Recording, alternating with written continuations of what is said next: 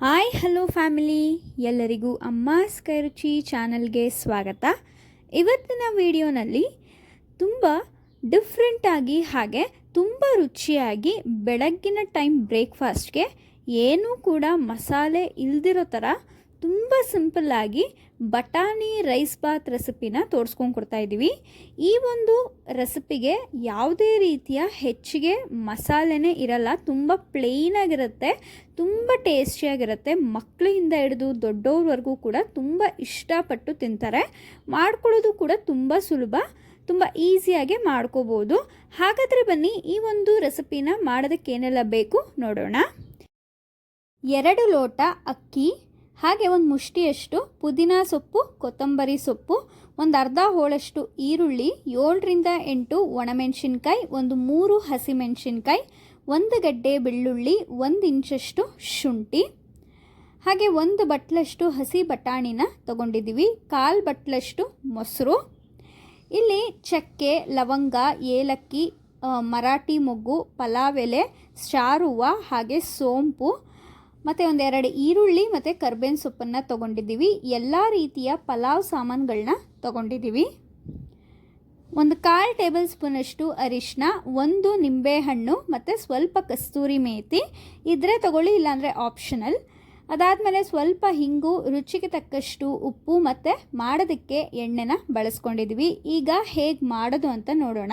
ಮೊದಲನೇದಾಗಿ ನಾವಿಲ್ಲಿ ಅಕ್ಕಿನ ನೀರಿನಲ್ಲಿ 10 ರಿಂದ 15 ನಿಮಿಷಗಳ ಕಾಲ ನೆನೆಸಿಡ್ತಾ ಇದ್ದೀವಿ. ಅದಾದಮೇಲೆ ನಾವಿಲ್ಲಿ ಒಂದು ಮಿಕ್ಸಿ ಜಾರ್ಗೆ ಪುದೀನ, ಕೊತ್ತಂಬರಿ ಸೊಪ್ಪು ಹಾಕ್ಕೊಂಡಿದ್ದೀವಿ. ಎರಡೂ ಕೂಡ ಸಮಭಾಗವಾಗಿ ನಾವು ಹಾಕ್ಕೊಂಡಿದ್ದೀವಿ. ಸಮಭಾಗವಾಗಿ ಹಾಕೊಂಡಾಗ ರುಚಿ ತುಂಬ ಚೆನ್ನಾಗೇ ಬರುತ್ತೆ. ಅದಾದಮೇಲೆ ಒಂದು ಅರ್ಧ ಈರುಳ್ಳಿನ ಉದ್ದದಕ್ಕೆ ಕಟ್ ಮಾಡಿ ಹಾಕೋತಾ ಇದ್ದೀವಿ, 1 ಇಂಚಷ್ಟು ಶುಂಠಿ, ಹಾಗೆ 1 ಗೆಡ್ಡೆ ಬೆಳ್ಳುಳ್ಳಿನ ಬಿಡಿಸಿ ಹಾಕೋತಾ ಇದ್ದೀವಿ. ಅದಾದಮೇಲೆ ಇಲ್ಲಿ ಒಂದು 3 ಹಸಿಮೆಣಸಿನ್ಕಾಯಿ, ಹಾಗೆ ಒಂದು 7 ರಿಂದ 8 ಅಥವಾ ಒಂದು 6 ರಿಂದ 7 ಒಣಮೆಣಸಿನ್ಕಾಯಿನ ಹಾಕೋತಾ ಇದ್ದೀವಿ. ಬೇಕಾದರೆ ನೀವು ಹಸಿಮೆಣಸಿನ್ಕಾಯಿನೇ ನಿಮ್ಮ ಖಾರಕ್ಕೆ ಅನುಗುಣವಾಗಿ ಹಾಕೋಬೋದು. ಇಷ್ಟನ್ನು ಹಾಕಿ ಸ್ವಲ್ಪ ನೀರು ಹಾಕಿ ಈ ರೀತಿಯಾಗಿ ತರ್ತರಿಯಾಗಿ ಮಸಾಲೆನ ರುಬ್ಕೋಬೇಕು. ಅದಾದಮೇಲೆ ನಾವಿಲ್ಲಿ ಒಂದು ಕುಕ್ಕರ್ಗೆ ಒಂದು 6 ರಿಂದ 7 ಟೇಬಲ್ ಸ್ಪೂನಷ್ಟು ಎಣ್ಣೆನ ಹಾಕೋತಾ ಇದ್ದೀವಿ. ಎಣ್ಣೆ ಸ್ವಲ್ಪ ಬಿಸಿ ಆದಮೇಲೆ ಇಲ್ಲಿ ನಾವು ಪಲಾವ್ ಸಾಮಾನುಗಳನ್ನ ಹಾಕೋತಾ ಇದ್ದೀವಿ. ಚಕ್ಕೆ, ಲವಂಗ, ಏಲಕ್ಕಿ, ಸ್ಟಾರ್ ಹೂವು, ಮರಾಠಿ ಮೊಗ್ಗು, ಪಲಾವ್ ಎಲೆ, ಹಾಗೆ 1/4 ಟೇಬಲ್ ಸ್ಪೂನಷ್ಟು ಸೋಂಪು ಮತ್ತು ಸ್ವಲ್ಪ ಕರ್ಬೇವಿನ ಸೊಪ್ಪನ್ನು ಹಾಕೋತಾ ಇದ್ದೀವಿ. ಇಷ್ಟನ್ನು ಹಾಕಿ ಇದನ್ನು ಚೆನ್ನಾಗಿ ನಾವು ಫ್ರೈ ಮಾಡ್ಕೋಬೇಕಾಗತ್ತೆ. ಇದ್ರ ಜೊತೆಗೆ 2 ಈರುಳ್ಳಿ, ಮೀಡಿಯಮ್ ಸೈಜ್ ಈರುಳ್ಳಿನ ಹಾಕೋತಾ ಇದ್ದೀವಿ. ನಿಮ್ಮ ಹತ್ರ ಮೀಡಿಯಮ್ ಸೈಜ್ ಈರುಳ್ಳಿ ಇಲ್ಲ, ದೊಡ್ಡ ಸೈಜ್ ಇದ್ದರೆ ಒಂದೇ ಒಂದು ಈರುಳ್ಳಿನ ಹಾಕೊಳ್ಳಿ, ಸಾಕಾಗತ್ತೆ. ಉದ್ದುದಕ್ಕೆ ಕಟ್ ಮಾಡಿ ಹಾಕ್ಕೊಂಡು ಎಣ್ಣೆಯಲ್ಲಿ ಚೆನ್ನಾಗಿ ಸ್ವಲ್ಪ ಕಲರ್ ಚೇಂಜ್ ಆಗೋವರೆಗೂ ಫ್ರೈ ಮಾಡ್ಕೋಬೇಕಾಗತ್ತೆ. ನೋಡಿ, ಈ ರೀತಿಯಾಗಿ ಸ್ವಲ್ಪ ಕಲರ್ ಚೇಂಜ್ ಆದಮೇಲೆ ನಾವು ರೆಡಿ ಮಾಡ್ಕೊಂಡು ಇಟ್ಕೊಂಡಿರುವಂಥ ಮಸಾಲೆನ ಹಾಕೋತಾ ಇದ್ದೀವಿ. ಈ ಒಂದು ಮಸಾಲೆನ ನೀವು ನುಣ್ಣಕ್ಕೆ ರುಬ್ಕೊಳ್ಳೋಕ್ಕೆ ಹೋಗಬೇಡಿ, ಆದಷ್ಟು ತರತರಿಯಾಗಿ ರುಬ್ಕೊಂಡ್ರೆ ಟೇಸ್ಟು ತುಂಬ ಚೆನ್ನಾಗಿರುತ್ತೆ.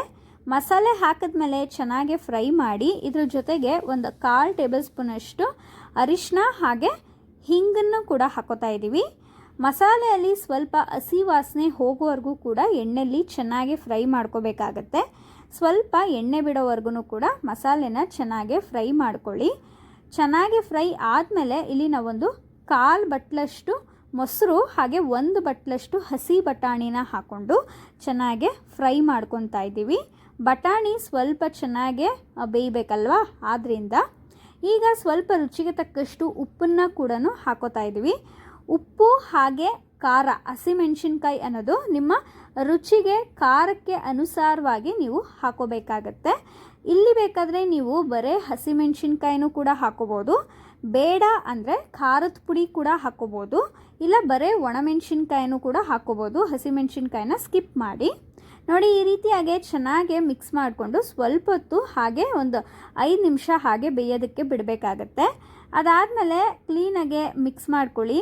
ಬಟಾಣಿ ಎಲ್ಲ ಸ್ವಲ್ಪ ಚೆನ್ನಾಗಿ ಬೆಂದ ಮೇಲೆ ಇದಕ್ಕೆ ನಾವು ನೀರನ್ನು ಹಾಕೋತಾ ಇದ್ದೀವಿ. 2 ಲೋಟ ಅಕ್ಕಿಗೆ ನಾವಿಲ್ಲಿ ಯಾವ ಲೋಟದಲ್ಲಿ ಅಕ್ಕಿ ಹಾಕಿರ್ತೀವೋ ಅದೇ ಲೋಟದಲ್ಲಿ 4 ಲೋಟದಷ್ಟು ನೀರನ್ನು ಹಾಕೋತಾ ಇದ್ದೀವಿ. ನೀರನ್ನು ಹಾಕಿ ಚೆನ್ನಾಗಿ ಮಿಕ್ಸ್ ಮಾಡಿಬಿಟ್ಟು ಚೆನ್ನಾಗಿ ಇದು ಕುದಿಯೋ ತನಕನೂ ಬಿಡಬೇಕಾಗತ್ತೆ. ಇದು ಚೆನ್ನಾಗಿ ಕುದಿ ಬರಬೇಕು ಅಂದರೆ ಒಂದು 5ರಿಂದ 10 ನಿಮಿಷಗಳ ಕಾಲ ಹಾಗೆ ಬಿಡ್ತಾ ಇದ್ದೀವಿ. ಬೇಕಾದರೆ ನೀವು ಒಂದು ತಟ್ಟೆ ಮುಚ್ಚಿ ಕೂಡ ಬಿಡ್ಬೋದು. ಅದಾದಮೇಲೆ ಸ್ವಲ್ಪ ಉಪ್ಪು ಖಾರನ ಚೆಕ್ ಮಾಡ್ಕೊಳ್ಳಿ. ನಿಮಗೇನಾದರೂ ಸ್ವಲ್ಪ ಉಪ್ಪು ಖಾರ ಕಡಿಮೆ ಅನಿಸಿದ್ರೆ ಬೇಕಾದ್ರೆ ನೀವು ಈ ಒಂದು ನೀರು ಚೆನ್ನಾಗಿ ಕುದಿಬೇಕಾದ್ರೆ ಉಪ್ಪು ಅಥವಾ ಖಾರನ ಹಾಕ್ಕೋಬೋದು.